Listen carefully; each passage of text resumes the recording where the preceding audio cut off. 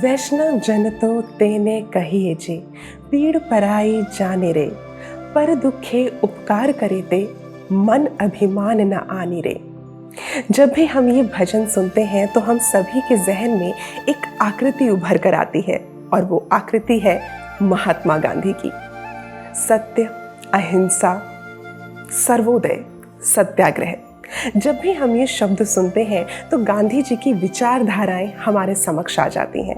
लेकिन क्या हमने कभी सोचा है कि इतने वक्त में जब समय बदलता गया है तो तब से लेकर अब तक कहीं ये विचारधाराएं धुंधली तो नहीं हो गई? आप सभी को शिल्पा भावना का सादर नमस्कार। बड़ों को आदर और छोटों को बहुत बहुत प्यार। आप सभी का बहुत बहुत स्वागत है आपके पसंदीदा कार्यक्रम में, जिसका नाम है एक मुलाकात शिल्पा भावना के साथ।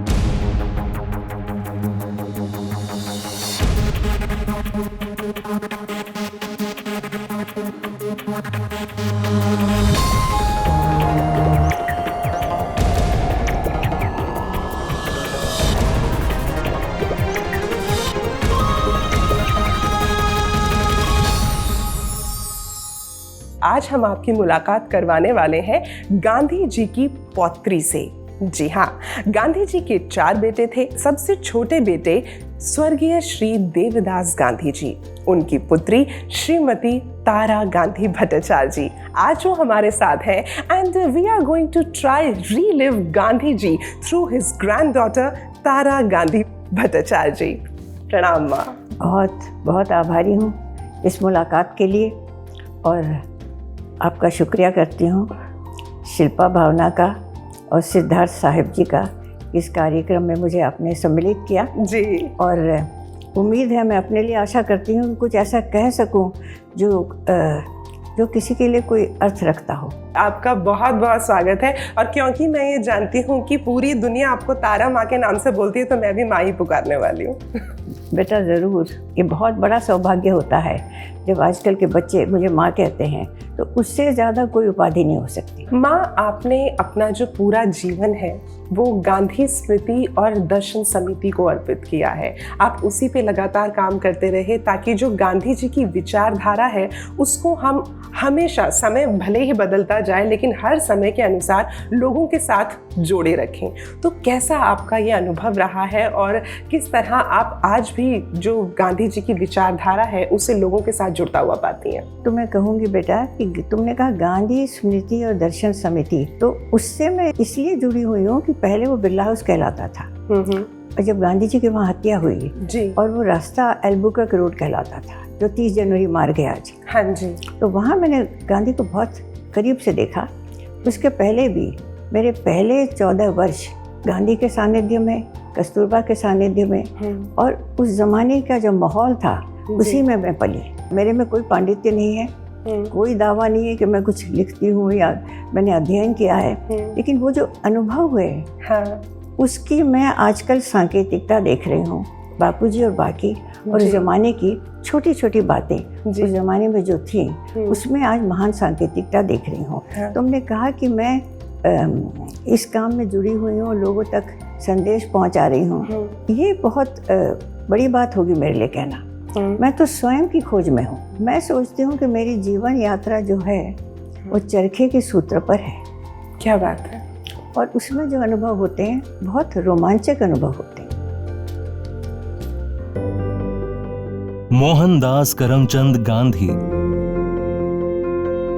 जिन्हें महात्मा गांधी भी कहा जाता है, हमारे राष्ट्रपिता हैं। प्रसिद्ध कवि श्री रविंद्रनाथ टैगोर ने उन्हें महात्मा की उपाधि दी। संस्कृत में महात्मा का अर्थ है महान आत्मा, और महान आत्मा के स्वामी गांधी जी एक दृढ़ विश्वास के व्यक्ति थे। एक साधारण सा व्यक्तित्व जिन्होंने असाधारण रूप में भारत के लोगों को सादगी और आत्मनिर्भरता सिखाई। उनके विचारों की आंधी ने ब्रिटिश सरकार को भारत से उखाड़ फेंका। वो विचार जिससे आने वाली पीढ़ी और अधिक न्यायपूर्ण दुनिया बनाने के लिए प्रेरित है। कुछ लोगों ने अपना समय बदला, एक आदमी ने हमेशा के लिए दुनिया बदल दी।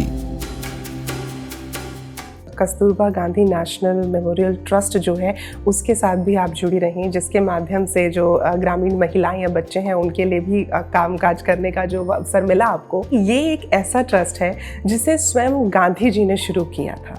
तो उस समय की कुछ स्मृतियां हैं आपके जहन में जो आप हमारे साथ बांटना चाहें इस ट्रस्ट से जुड़ी हुई? कस्तूरबा ट्रस्ट के साथ तो अभी भी बहुत ही मेरा सब कुछ कस्तूरबा ट्रस्ट के साथ है। गांधी स्मृति जो संस्था है उसमें मैंने 11 वर्ष काम किया और वहाँ इसलिए अच्छा लगा क्योंकि मुझे पुराने वो ज़माना याद आ गया जब बापूजी थे वहाँ। हाँ। जब बात गुजरी आगा खां पैलेस में, तभी उन लोगों ने सोचा था, बापूजी ने और मेरे पिताजी ने और बहुत लोगों ने, सरोजिनी नायडू ने और बड़े बड़े नेताओं ने, बाघ के लिए सबसे बड़ी क्या चीज़ होगी करना उनकी स्मृति में। तो फिर सोचा गया कि ग्रामीण महिलाओं और बच्चों के लिए कुछ किया जाए, वह सबसे बड़ी श्रद्धांजलि होगी कस्तूरबा के लिए। उनको सिर्फ साक्षर करना है, शिक्षित तो हैं वो, साक्षरता और शिक्षा में बहुत अंतर है। शिक्षित होना सबको चाहिए, साक्षर होना तो आसान है, वो एक टूल है, माध्यम है। जी बिल्कुल। तो तुरंत मेरे मन में एक ही विचार आता है कि बात तो सदा कभी साक्षर नहीं, कस्तूरबा जी। और बापूजी ने बहुत कोशिश करी, फिर भी उन्होंने बहुत कुछ लिखने का उन्होंने अभ्यास नहीं किया। एक बार मैंने देखा बा का आशीर्वाद लिखा हुआ बा के हाथ से देखा था, तो ब कहीं डंडा कहीं अ कहीं आ कहीं वो देखा था, बहुत प्यारा लगा मुझे देख के। लेकिन बा शिक्षित थी, निरक्षर थी लेकिन शिक्षित थी।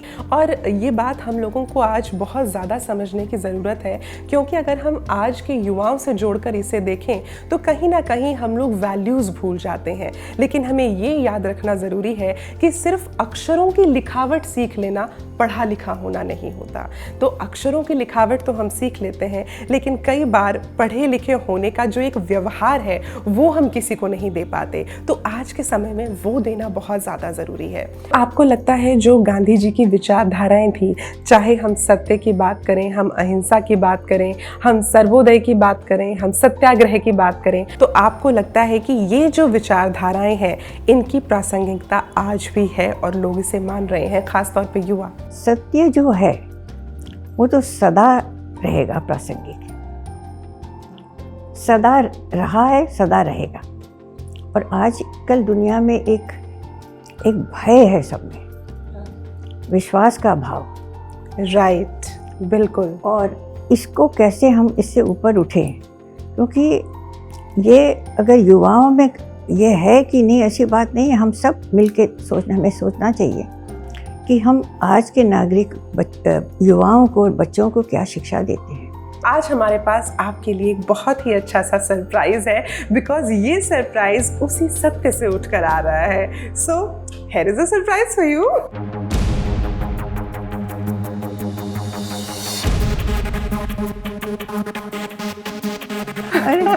नमस्ते रॉबिन बेटा, नमस्ते। मैं तुम्हें सैल्यूट तो नहीं कर सकती, आशीर्वाद दूंगी। थैंक यू माता जी, माँ जी। बहुत बहुत अच्छा लगा तुम आए हो और वर्दी में आए हो, बहुत अच्छा लगा। बहुत बहुत स्वागत है सर आपका।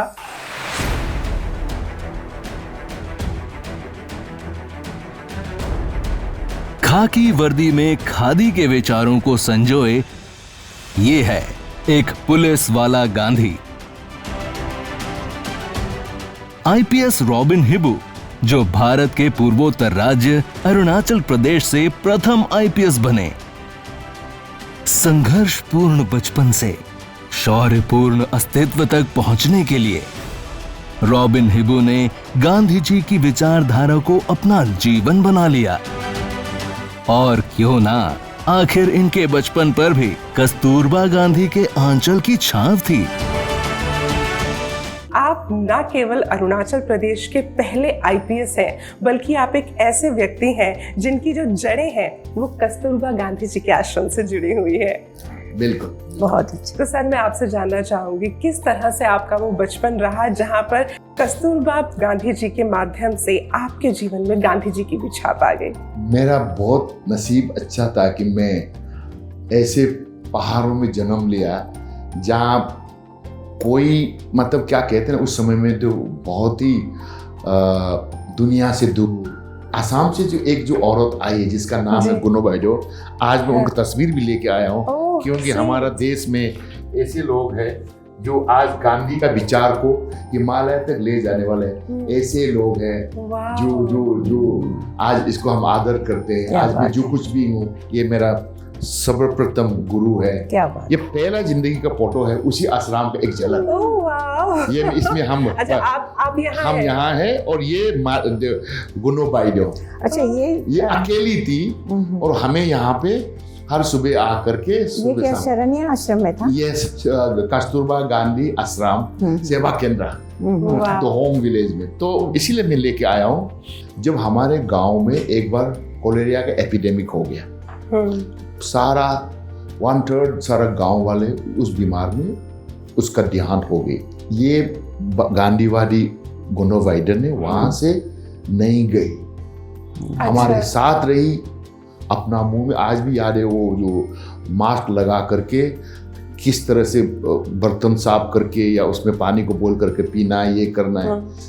हम आज सोचते कि एंजल यही होते होंगे, हमें उस समय में नहीं मालूम था गांधीवादी क्या होता है, उनकी जो विचार क्या होती हैं। उनमें हमें बताया आजादी के संग्राम क्या क्या है, नेताजी सुभाष चंद्र बोस, नेहरू, बापू तो है ही है। तो धीरे धीरे कर अब मालूम हुआ था कि ये उनका मकसद था। बाद में पता चला जब महात्मा गांधी बापू गुवाहाटी में जब 1942 क्विट इंडिया मूवमेंट में उन्होंने गुवाहाटी में आया, एक आश्रम भी खोला।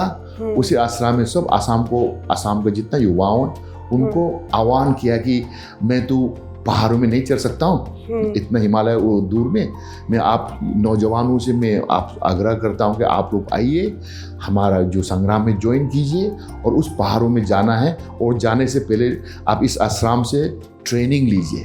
ट्रेनिंग सेवा का ट्रेनिंग, देशभक्त की ट्रेनिंग, अपना आज़ादी की संग्राम की ट्रेनिंग। उसमें से ये औरत जो है ना वो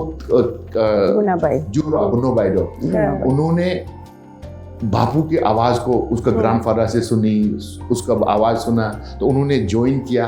वहाँ में संगठन ट्रेनिंग लिया। ट्रेनिंग लेने के बाद बोला हमको, उन्होंने बापू का वहाँ का जो रिप्रेजेंटेटिव को बोला मुझे सबसे दूर में भेज दो। जिंदगी गुजर दिया, मैं शादी भी नहीं किया, कभी भी घर ही नहीं गया, 20 साल तक यहाँ हुआ रहे।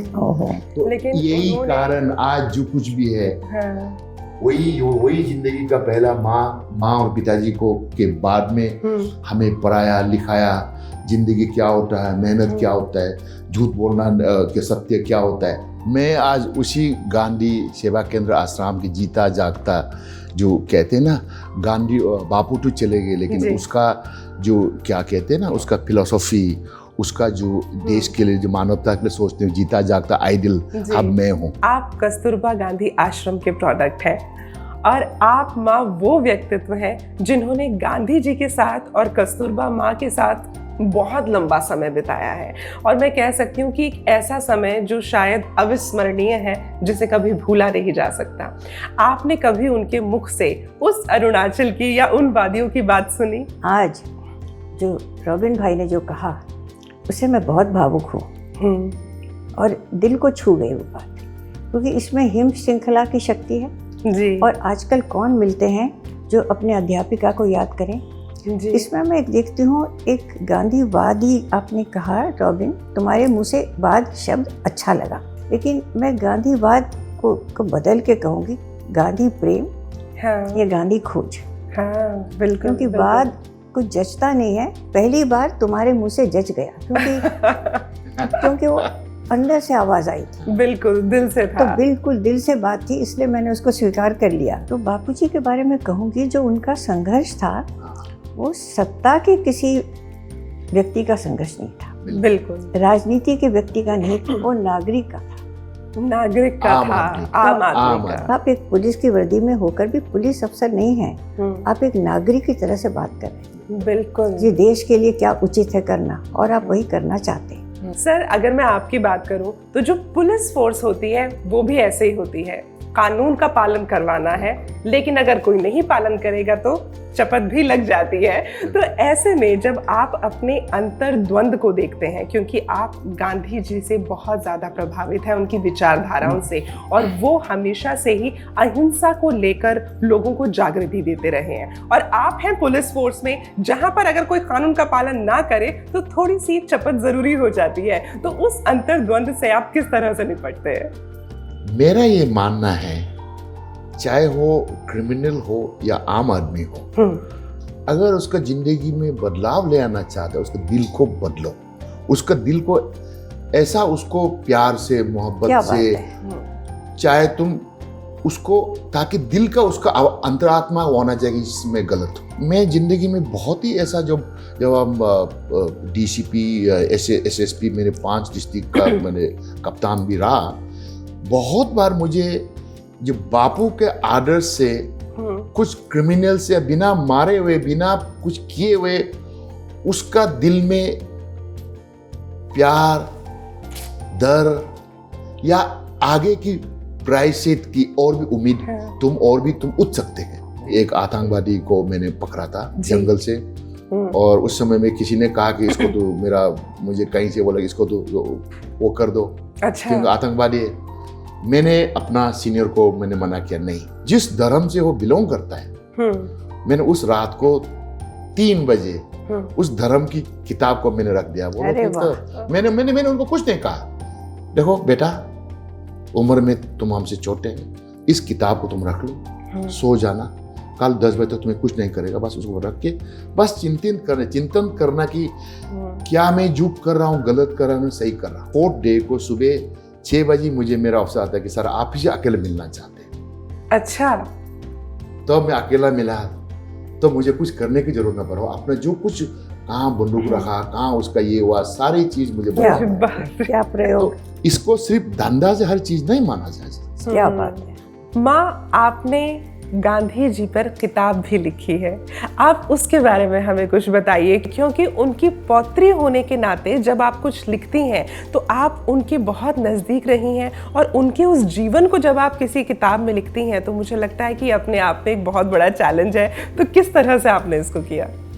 भावना, देखो, मैंने कुछ अपनी स्मृतियाँ लिखी और हिंदी में लिखी थी काफ़ी सारी, उसमें से कुछ पन्ने मेरे बेटे ने देखे और उसने उसको संग्रहित किया और एक पुस्तक जैसे बनाया। तो वो अपने अनुभव कुछ लिखे हैं। बापूजी तो मेरे लिए दादा थे।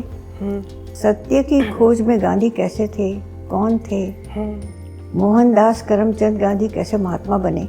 एक होते हैं आतंकियों में भी निर्भीक होते हैं, एक निर्भीकता गांधी की, जो लोगों को प्रेम के लिए प्रेरित करती थी। जी, कस्तूरबा ट्रस्ट में मैं यही कहती हूँ कि हम महिलाओं का, हम बहनों का एक काम है कि भाइयों को और लड़कों को भी सही शिक्षा दें। हाँ, और उनको भी अहिंसा के उदाहरण दें। आज उनको हम क्षमा करते हैं तो बड़े होकर वो भी किसी को क्षमा करेंगे। बचपन से आज तक जो कुछ भी कर रहा हूँ, आदर्श, ऑफ कोर्स धर्म मानता हूँ ईसाई को, लेकिन मेरा जो प्रैक्टिकल, जो क्या कहते हैं ना, जो आउटलुक है, थ्रू गांधीज़म। हाँ, मैंने आज तक किसी पुलिस वाले को नहीं देखा सर कि जब उनको प्रमोशन मिले या फिर कोई वो अच्छा काम करे तो सबसे पहले जाके गांधी समाधि पे प्रणाम करके आए। He is the one. माँ, मैं जब आईपीएस बना, सबसे पहले मैं बापू का समाधि पे गया, माता टिका, मैंने कहा कि प्रणाम बापू, आशीर्वाद देना ताकि देश सेवा में आप ही के मार्ग पे चल के मैं सेवा कर सकूं। जब मुझे डीजी रैंक का जब प्रमोशन मिला तभी भी मैंने उसमें बापू का फूल लेके गया। मेरे लिए वो राजगद्द पत्थर नहीं है, मेरे लिए वो एक मक्का है, मदीना है, जेरूसलम है। अरे वाह। तो इसीलिए मेरा ये मानना है कि कस्तूरबा गांधी जैसा संस्था, गांधी म्यूजियम जैसा को हमें भी इस तूफान को बिल्कुल उसको करने के लिए हमें नई पीढ़ी को सौंप देना चाहिए, ताकि हम अपना ओरिजिनलिटी को नहीं खोएंगे। जैसा बापू ने कहा, घर पे हवा आओ लेकिन हम अपना पैर को उखाड़ने नहीं देंगे। आपके जो पुरखों का घर है अरुणाचल में, वो भी आपने दान दे दिया, वहाँ पर महात्मा गांधी जी के नाम पे लाइब्रेरी है। और मैं बताता हूँ कैसे मेरे एक छोटा सा चिनगारी, दिल्ली जैसा परिक्रमा जो बड़ा जो होटल है, उसका मालिक जो मेरी कहानी को सुना, मेरा दफ्तर में आया, बोला कि मैं उस क्लिनिक का अपना उसको रिनोवेशन करके नया बना रहा हूँ। उसको नया नेम दे रहे भगत सिंह हेल्थ क्लिनिक। मेरा गांधीवादी से प्रभाव हुआ ना, जो गांधी जी की विचारधाराएं हैं जिससे हमने अपना आज ये कार्यक्रम शुरू किया कि क्या उसकी प्रासंगिकता है, तो मैं देख सकती हूँ कि ना केवल उसकी प्रासंगिकता है बल्कि लोग उसे मिलजुल कर आगे भी बढ़ा रहे हैं। आप हैं, आपने जो कार्य शुरू किया उसके साथ और लोग जुड़ रहे हैं और आपके जो अनुभव हैं उससे लोग प्रेरणा ले रहे हैं। रॉबिन की जो कहानी है अब वो मैंने अपनी कहानी बना दी।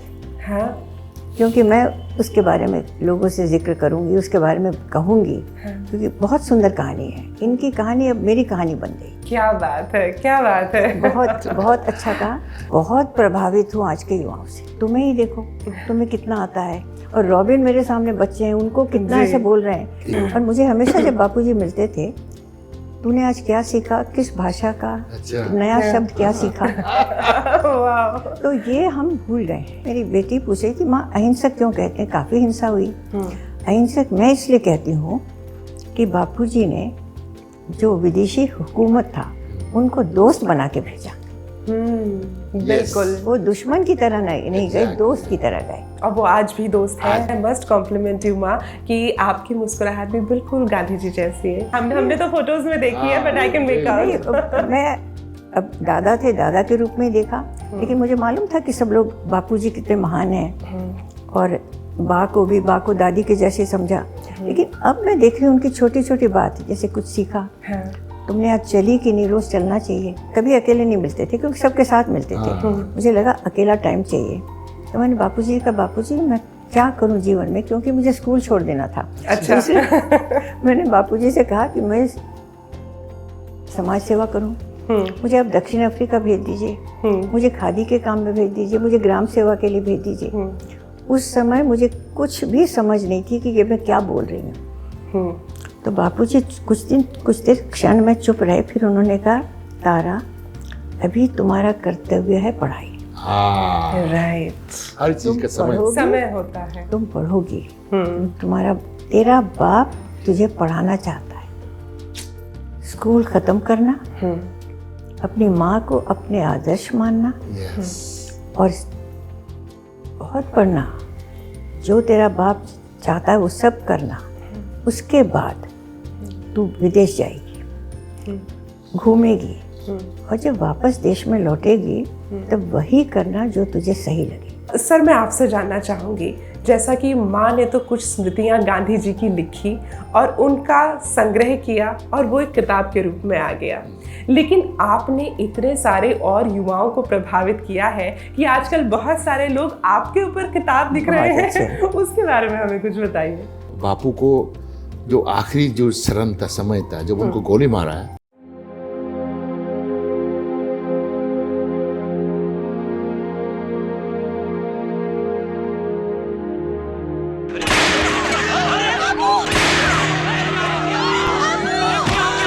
तो उन्होंने हे राम क्यों कहा। इसका बारे में भी मैं बहुत रिसर्च किया, देखा है क्यों उन्होंने ये शब्द कहा। ये बोल सकते क्यों, किस लिए, अलग अलग होता है। जो आदमी मारता है ना, वो उसका रिएक्शन ही कुछ हो जाता है ना। जी। तो इसमें भी उसका देखो अहिंसा का झलकता है। उन्होंने बोला कि हे राम, मतलब हे राम तुझे समझ देंगे, तू क्या कर रहा है। उन्होंने नहीं कहा कि तू क्या कर रहा है, वो नहीं बोला। उन्होंने कहा हे राम, हे राम, क्या बोलूं, क्षमा कर दी। किताब होता तो मैंने, मेरा बायोग्राफी में 3 तो बायोग्राफी लिख रहा है। एक तो हिंदी में ये जो साहित्य अकेडमी अवार्ड विनर, दूसरा नागालैंड एक राइटर, मिजोरम राइटर, तो ऑलरेडी चल ही रहा है। मैं सबको कहता अभी मत लिखो यार, बोलते कि नहीं, वो कहते हैं कि नहीं, आपका अलग सी दुनिया है, अलग ही मत झलक है, इसलिए हम लोग इसीलिए लिखता हूँ। सिर्फ पुलिस वाले में नहीं, हम बहुत कुछ करते हैं आगे। मैं चाहूंगी कि आप दोनों की तरफ से एक संदेश जरूर हमारी युवा पीढ़ी को या हमारे समाज को अगर आप कुछ देना चाहें। माँ, आप कुछ कहना चाहेंगे? संदेश तो मैंने लिए हैं युवाओं से, मैं दूंगी क्या, लेकिन फिर भी कहूँगी कि दुर्बल व्यक्ति का शोषण मत करो। आप क्या कहना चाहेंगे सर? जैसा बापू ने कहा कि मेरा जिंदगी मेरा संदेश है। यस। हर इंसान इस धरती पे आते हैं कुछ सालों के लिए, क्या लेके आए, क्या लेके जाएंगे। तुमने जिस तरह से सब कुछ संभाला, सबको जैसे प्रश्न किए, तुम्हारी तो आभारी हुई। इस मौके के लिए। लेकिन मैं आप सबके साथ, मैं रॉबिन की माँ को भी प्रणाम करती हूँ। Thank you ma'am. आज के कार्यक्रम को इससे पहले कि हम वाइंड अप करें, मेरा जब कार्यक्रम होता है एक मुलाकात शिल्पा भावना के साथ, तो इस प्रोग्राम का बड़ा एक अभिन्न अंग होता है जिसे मैं कहती हूँ शिल्पा भावना स्पेशल। ये एक रैपिड फायर राउंड होता है, छोटा सा गेम है, आप दोनों के साथ में खेलूंगी और आपको बड़ी फास्ट जवाब देने हैं। माँ गांधी जी द्वारा दी गई एक सीख जो आपके जीवन की साथी बन गई। अपने अक्षर सुधारो और लिखना सीखो। और आपका और गांधी जी का एक कॉमन पसंदीदा व्यंजन कोई ऐसा था? बापू जी को तो मैंने एक ऋषि के रूप में देखा। मैं तो बहुत ही शौकीन हूँ जी। जैसे मेरा और बापू जी का एक ही हो सकता है, उन्होंने बचपन में जो खाया होगा वो शायद मुझे पसंद है। वो हो सकता है। ओके, तो अगर मैं आपसे ये पूछूं कि आपके दिल के ज़्यादा करीब कौन है, गांधी जी या कस्तूरबा जी, तो आप क्या कहेंगी? उनका द्वैत। हाँ, बहुत सुंदर, बहुत सुंदर। अगर मैं आपसे कहूँ कि गांधी जी की कोई एक चीज़ जो आपको लगती है कि बचपन से लेकर आज तक इस बात ने आपके जहन को झंझोड़ के रखा और आपको हमेशा प्रेरणा दी, ये if you want to see the change in society, you be the agent of change. वाह, दूसरों को आप बदलो मत बोलो, पहले खुद बदलो और खुद उस बदलाव का एक एजेंट बनो। और सर आपके लिए क्या मुश्किल है, वर्दी पहनकर अहिंसा करना या बिना वर्दी के कभी कभी हिंसा में जुट जाना? मेरे लिए चाहे वर्दी हो ना वर्दी हो, सत्य के साथ चलना, मेरे लिए कुछ भी हो जाए उसको मैं कभी नहीं छोड़ूंगा। और अगर मैं आपसे पूछूं खाकी या khadi, what do you prefer more? Both. Both? और मैं तो आज दोनों के साथ बैठी हूँ। क्योंकि ये अहिंसा का प्रतीक है और जो है ना संतों का प्रतीक है, और ये डर भी होना जरूरी है। माँ, हम जानते हैं कि आपका जो समय है वो कितना कीमती है और उसके साथ साथ आपने अपनी सेहत की परवाह ना करते हुए भी हमें आज अपना समय दिया है, तो हम आपके बहुत आभारी हैं। बहुत आशीर्वाद। दोस्तों, ये बिल्कुल सच बात है कि दुनिया चाहे इधर की उधर हो जाए लेकिन सत्य सत्य ही रहता है। और इस बात को हमेशा ध्यान रखिए कि जहाँ पर हम बात करते हैं that the relevance of Gandhi ji's ideology in today's world, we must need to understand कि सत्य परेशान हो सकता है लेकिन पराजित कभी भी नहीं होता। जीत हमेशा सत्य की ही होती है। तो उस राह पे चलना है और दूसरों को भी प्रेरित करना है।